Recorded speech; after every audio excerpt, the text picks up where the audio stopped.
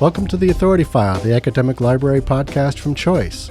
Choice is a publishing division of the ACRL and the publisher of Choice Reviews, Resources for College Libraries, and CC Advisor.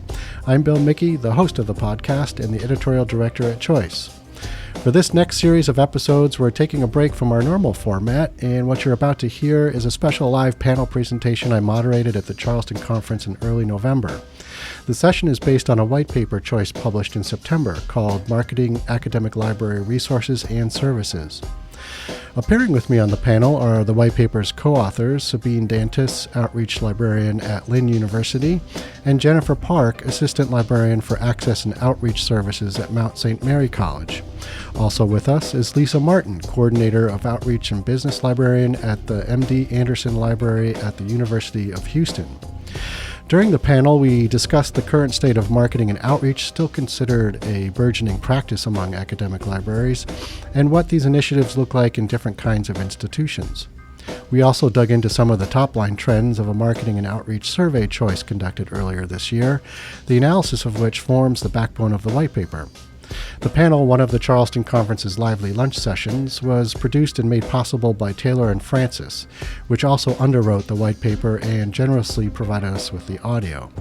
If you haven't yet, you can download the white paper at choice360.org. Just click on the librarianship dropdown and select white papers.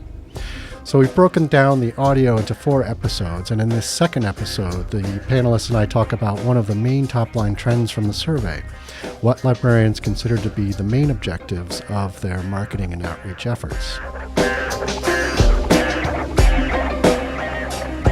I want to look at some of the top-line results now of the survey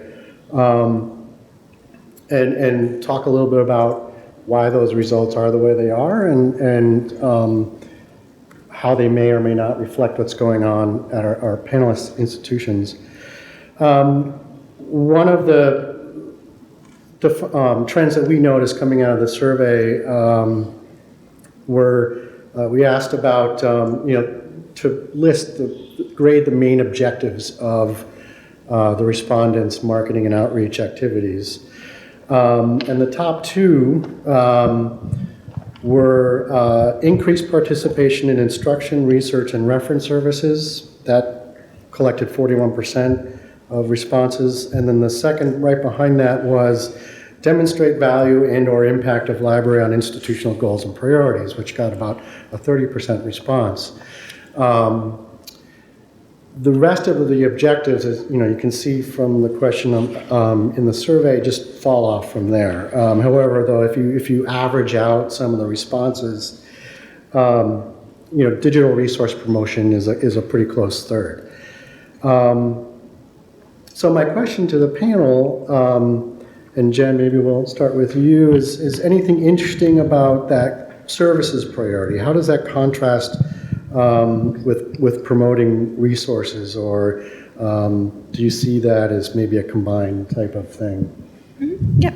So I think the promotion of actual resources happens during the time spent on instruction, reference, and research service. I like to consider this the opportunity to promote resources as just always being there. Just in meeting with students and meeting with faculty, at any time, you have the ability to work that into a conversation, right? In much of our library outreach, we are demonstrating the value of the library on the institutional goals through our programming, in the creation of them, in talking about those services and those resources as well. Did that mostly answer? Mm-hmm. You want me to keep going? I can pass it on. We'll go back and forth a little bit more. Yeah, we'll continue. Okay. Sure. So this result didn't surprise me because I think of it as a sort of a virtuous cycle. So you've got people who want that face time with users, virtual or not, which is instruction and research consultations. And then through the marketing and promotion of these, then during that, we see the promotion, as Jen mentioned, of our resources. This is how you will succeed in your research question, is through this particular resource. but we have to reach those users before we can get there. And I don't know that marketing the what, this resource is great, is necessarily the best way to do that. I think you need to have the marketing of the how, that instruction or that research consultation, before you market the what, the resource. And then once that person succeeds, they'll come back to you, and it'll be that virtuous cycle I was mentioning. I also point back to the Value of Academic Libraries report that Megan Oakleaf did in 2010. Very influential, and I see it as an inflection point in marketing and outreach. So after that point in 2010, that great conversation that was started, we really see a lot of talk about how we can very directly link the value of the academic library to the wider campus and higher education goals. So for us, what we did, and I'm anticipating something here, sorry, Bill. That's okay. We looked at how we can demonstrate value in outreach. And there's a recent EDUCAUSE paper, it came out about 2 months ago. It's called Demonstrating Library Value Through Outreach Goals and Assessment. It is fantastic. I love it. I'm so happy the authors published it. They're publishing a spec kit, which will be widely available. They're now open source. And that allowed us to take what they're calling outreach learning outcomes. And there's a direct table of alignment between these learning outcomes and the assessment of these outcomes as outreach and the library and campus goals. So you're asking your outreach person or team to really keep the campus and the library goals in consideration as they're developing their outreach goals, which I think is really exciting. And I think it's really, when I see these surveys results, value of academic libraries and how we are demonstrating that, I think it's connected. Definitely. What we're doing, what I do with my marketing plan, the assessment kind of helps me provide the value.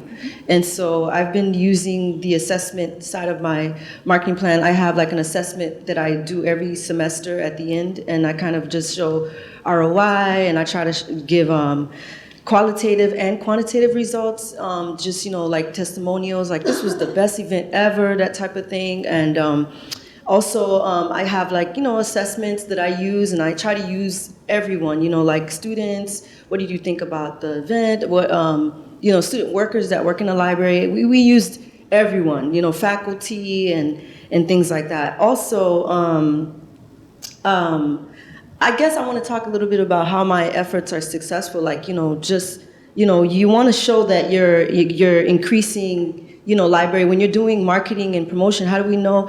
Well, with my library, we actually increased our information literacy sessions 1,000%. And then we increased our reference help, went up 700% since marketing library services. So, and creating like a full range of programs and events. Yeah. What was the time frame of that increase for? Oh, it's actually from 2013 to about now. Okay. So it's gone up every single year. It's gone up, even from last year, it's gone up, I think, 200%, 100 to 200%. So it's rising. Everything's rising. And you can trace those results back to specific initiatives that you... Yeah, it goes back to my library director. She came in and she started the ball rolling. She hired me, and I continued going with that ball, and it's now grown into something where we're really busy. We're really busy library, and we can show that because we're so busy, we're oversaturated. We have 3,000 students. We've taught 3,000 students last year. So it's like we've reached our, I guess, pinnacle. I hope we continue, because of course universities, we rotate students. So of course we're going to continue. But that's why with marketing plan it's so important to continue to keep things fresh. Right. Yeah.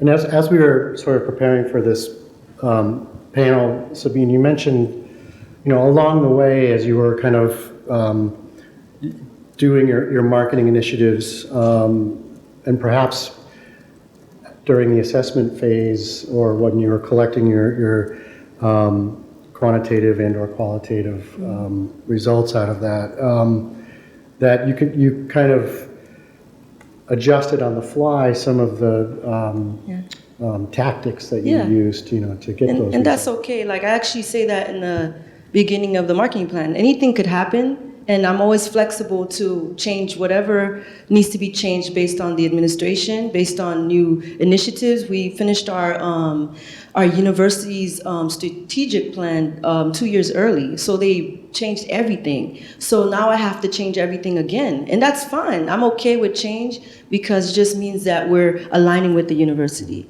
And it's a living document. yeah, it's a living document. Yeah.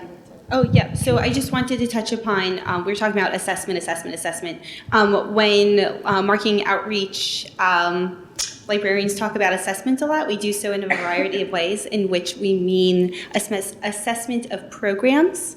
So why did someone attend the program? How did they know about the program? Was there something that got them there, such as extra credit, which tends to drive up our attendees, and if they learned anything about the program. In addition to that, did they learn anything new about the library, during those programs? So we're looking at assessments in that regard. Also, various micro-assessments on the library's operations, services, the hours, the seating. I mean, it's very wide-ranging when we are talking about assessment. And I'll just jump in to say, large institution, we do LibQual. We do assessments in a bunch of different ways, right? So for us, outreach assessment is actually heavily focused on relationships and student success. Can we, to the best of our ability, demonstrate student success? And that's why I'm so excited about the EDUCAUSE paper, because I can see some of the assessment that they're suggesting is going to allow me to demonstrate that in new and better ways. This spring, we'll be writing an impact report based on the outcomes and assessment that we've developed this fall.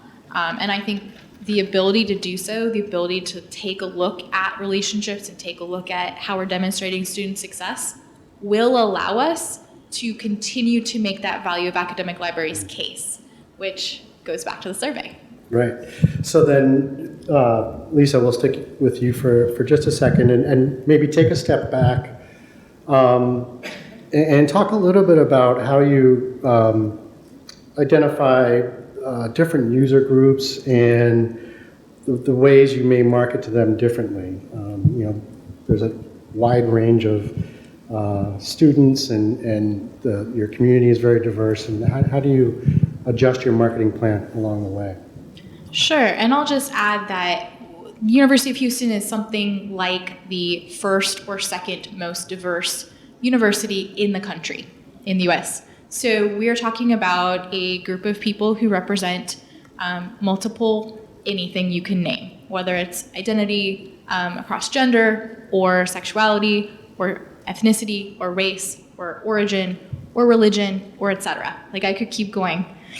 Disability is a big one on our campus actually. So what we found is that we really go back to the classic fundamentals of marketing, the practice from business, and we look at our target market and we really say, if we are marketing to faculty, as we did a couple of weeks ago, we had an open access week, and we had a reception for alternative textbooks. And the part of the reception was to encourage faculty to consider taking part in the program next year. So we directed our marketing of that program very specifically and said, we have grant money. Come to this reception to find out more. And it was a very direct, very obvious, what are faculty motivated by? They need more grants. So it was just a very specific consideration, what motivates our target population for this reception. Contrast that with another event from Open Access Week, which was a whiteboard. We called it Textbook Broke. I do not know that we can claim originality there. And it was a whiteboard which asked students, what was the most expensive textbook you had this semester and what class was it in? It was a partnership with our Student Government Association, and it was immediate, like it was on the spot in the library. I would never try to reach faculty through an in the library marketing approach because of course faculty reach us through electronic means primarily these days, at least for our institution. So again, different audience, different approach, target marketing, classic Great Coursera's out there if you're not as familiar with it. I'm imagining most of this audience is, but I really emphasize it because you can really slice and dice how you want to reach people, the channels, the wording, the mechanisms. What do I say to that? You said it all. What do I say to that? Let's see. Well, there's a lot there you just said. But I do believe that, when marketing to students, you just need to make sure that, or to anyone actually, you just need to make sure that you're in. Well, in my marketing plan, I have different audiences. So I say this is what I'm in my communication plan, which is also in the marketing plan. At the end, I kind of put down this is what I'm going to say to this user. This is what I'm going to say to this user. This is what I'm going to say to this user. And like I said earlier, like it's fluid. So if that doesn't work, I just keep trying new things. And because I do a lot of research, they tend to work. Like the stuff that I do. But it's a learning curve. Like it may not work. Like I'm always open to it not working more so because this is still a library. There's a lot of variables. So I'm open to it not working. And so I will change what I say to this set of users. So that's all I can say to that. Great.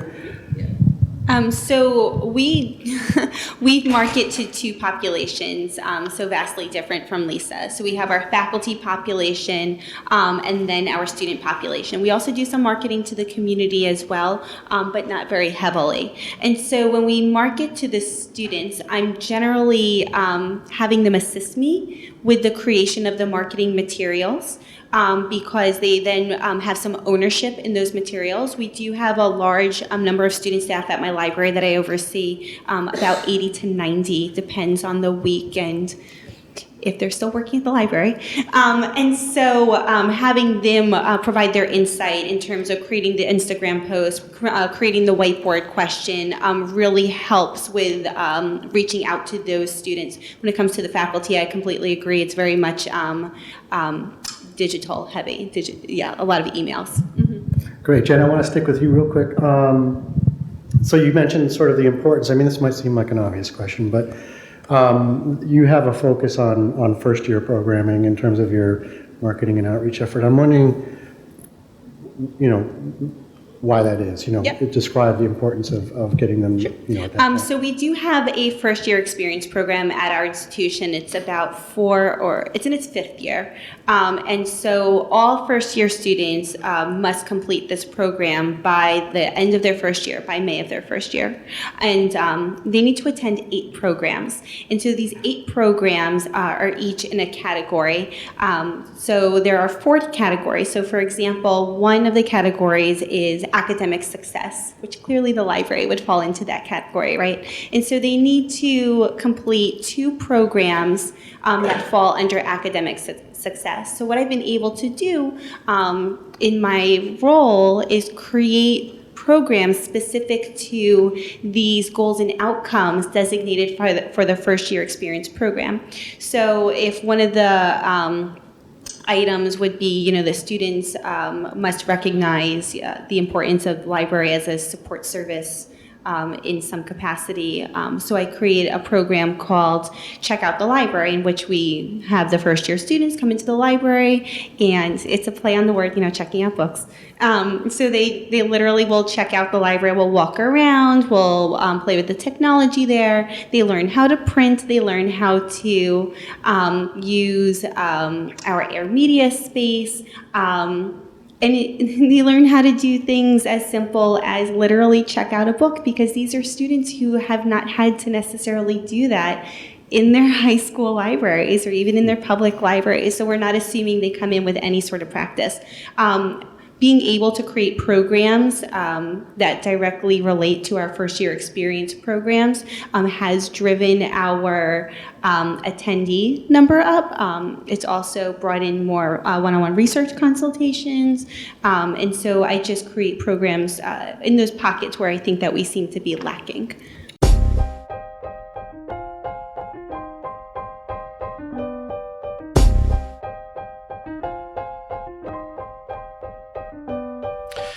just heard from Sabine Dantis, Jennifer Park, and Lisa Martin. This concludes the second of our 4-part series of a special live panel discussion at the 2018 Charleston Conference. This episode was brought to you by Taylor and Francis. Be sure to join us for the next episode, where we'll talk about another top-line trend from our survey, why there appears to be a general lack of formality, best practice development, and appropriate staffing for marketing and outreach initiatives. If we're looking at the Value of Academic Libraries report from 2010 as a really big driver, and in the wider higher education landscape, to be clear, which is talking about value very, very seriously, as a driver, those are things which have happened in approximately the last decade in the United States. Decade plus or minus 5 years, I don't know. So what we're seeing is a response to that. And that's what I really see outreach efforts and marketing efforts as a response to prove our value. So as a result, it's not a total surprise. Find all of the episodes of The Authority File on your favorite podcast app or on our website, choice360.org. Just click on the librarianship dropdown. On choice360.org, you'll also find information on Choice's entire product platform, including Choice Reviews, CC Advisor, Choice webinars, resources for college libraries, our white papers, and a whole lot more. A great way to keep up with the Authority File is to join the Choice Authority File Facebook group, which you can access via the Choice Reviews Facebook page. As a member of the group, you can give us feedback, suggest podcast participants, chat with other listeners, and submit new topic ideas.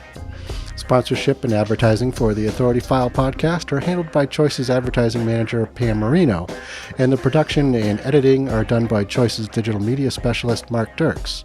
That's all for this week. Thanks for joining us.